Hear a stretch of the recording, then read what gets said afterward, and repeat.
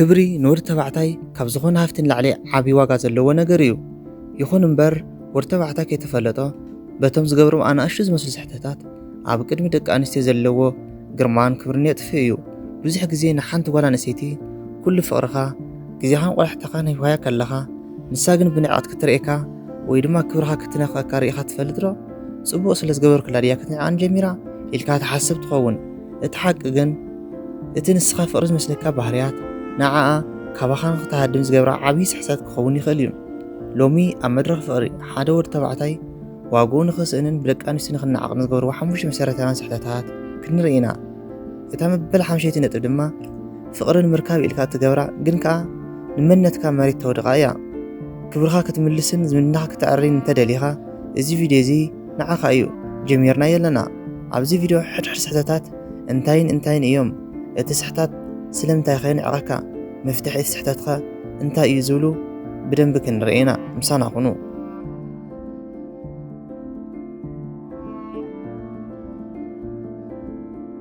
ቀዳማይ ናይ ውሳነ ሰብ ዘይምዃን። ደቂ ኣንስትዮ ብባህሪአን መሪሕነት ዘለዎ ወዲ ተባዕታይ እየን ዝናፍቓ። መንገዲ ዘርእየንን ቆራፅ ዝኾነ ወዲ ተባዕታይን እየን ዘኽብራ። ፀገም የለን ከምቲ ንስኺ ዝደለኽዮ ዝብል መልሲ እንትበዝሕ እታ ትፈትዋ ሰብ ከም ደካማን ኣንፈትን ዘይብሉ ሰብ ክትርእየካ ትጅምር። እዚ ማለት ግን ጨካን ወይ ዓማፅ ምዃን ማለት ኣይኮነን። እቲ ስሕተት ካብዚ እዩ ዝጅምር። ንኹሉ ነገር ውሳነ ናብኣ ምግዳፍ። ኣበይ ንኽድ? ከም ዝደለኽዮ? እንታይ ንብላዕ? ንስኺ ዝመረፅክዮ? መዓዝ ንራኸብ? ንስኺ ግዜ ምዝህልወኪ ዝብል እቲ ስሕተት እዩ። እዚ ደኣ ስለምንታይ የንዕቕ እንተይልና ሓንቲ ጓል ኣንስተይቲ ምስ ወዲ ተባዕታይ ክትኸውን ከላ ድሕንነታ ወይም ሴፍ ክስማዓ ትደሊ። ንኹሉ ነገር ንዓኣ ትሓትት እንተኾንካ ግን ከም ቆልዓ ክትከናኸነካ እያ ትግደድ። እዚ ድማ ካብ ፍቕረኝነት ናብ ወላዲነት ወይም ድማ ማዘር ኦፍ ፊገር ይቕይራ። ነዚ መፍትሒ እንተይልና ድማ ውሳነታት ውሰድ። ሎሚ ሰዓት 12 ኣብዚ ቦታ እዚ ንራኸብ። እዚ ምግቢ እዚ ክንበልዕ ኢና በላ ሓሳብካ ክትገልጽ ዕድል ሃባ፣ ግን መሪሕነት ካባኻ ይጀምር። ካልኣይ ብዛዕባ ርእስኻ ምፍካር ወይ ድማ ጉራ። እቲ ካልኣይ ስሕተት ብዛዕባ ዓወትካን ንብረትካን ደጋጊምካ ምዝራብ ወይ ምፍካር እዩ። ብዙሓት ኣወዳት ንሓንቲ ጓል ንምምራኽ ዝጥቀምሉ ስልቲ ብዛዕባ ገንዘቦም፣ መኪንኦም ወይም ዘለዎም ስልጣን ምዝራብ እዩ። ሓቀኛ ኣንበሳ ብዛዕባ ሓይሉ ኣይናገርን እዩ፣ ግብሩ እዩ ዝዛረብ።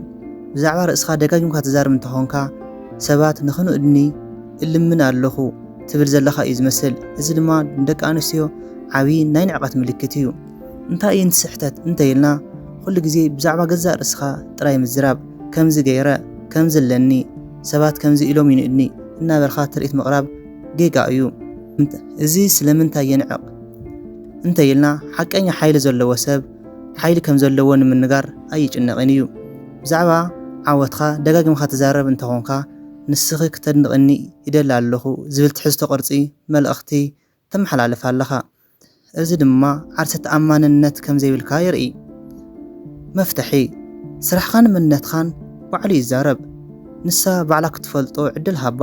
ንዓኣ ሰማዕኩን እምበር ናይ ርእስኻ ጋዜጠኛ ኣይትኹን።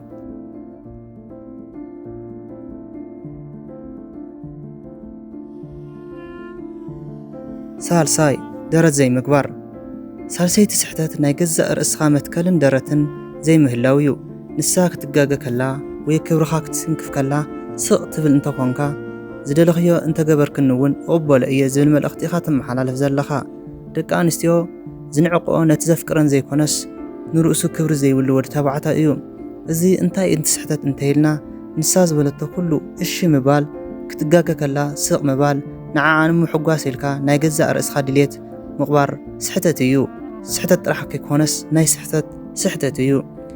እዚ ስለምንታይ የንዕቕ ዝብል ሕቶ ድማ ሓንቲ ጓል ኣንስተይቲ ቸክ ክትገብረካ ትኽእል እያ። ዶብካ ክሳብ ክንደይ ምዃኑ ክትፈልጥ ትደሊ እያ። ዝኾነ ነገር ክትገብር ከላ ስቕ ትብል እንተኮንካ ከም ሓደ ድሌት ዘይብሉ ወይ ባርያ ክትርእየካ ትጅምር። ሰብ ባርኡ የፍቅር እዩ ግን ኣየኽብሮን። ናይዚ መፍትሒ እንታይ እዩ ንዝብል ድማ ዶብ ወይ ድማ ባውንደሪስ ይሃልኻ። ዘይስማዕምዓካ ነገር ምስ እትገብር ብትብዓትን ብኽብርን እዚ ኣይስማዕምዐንን እዩ ምባል ልመድ። ንርእሱ ወይ ድማ ንባዕሉ ዘይኽብር ወዲ ካልእ ሰብ ከኽብሮ ኣይኽእልን።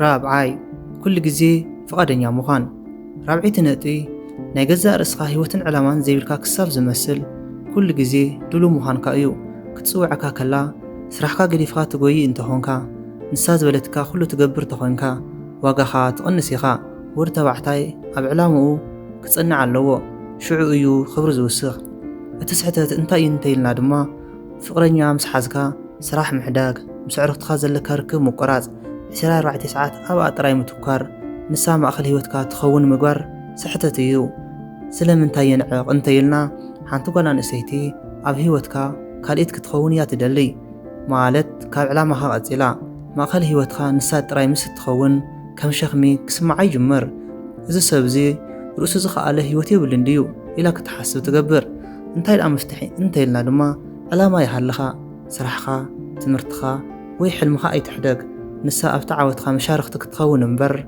سرحخا تخونك يبلان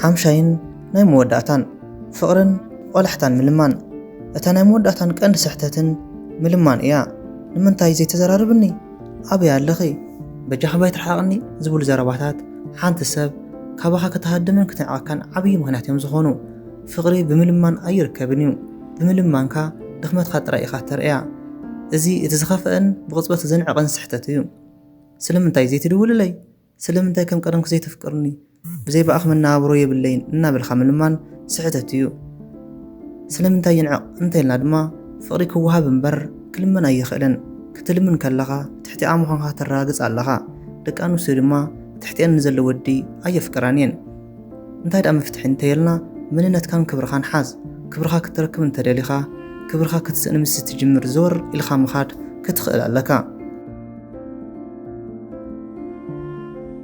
أب مودعتا نحن تقول كتفكر كلخا نرسخا مفكر أي ترسع كبرخا مسحل لخا إخا بزيادة تفكر نزي حموشة سحتاتات من الرام حيال منت كهنز زي فيديو زي انت دافوتيخمو لايك برو حسابكم دما أب كومنت صحف لي بخالي فيديو كسام من الرخب سلام قنا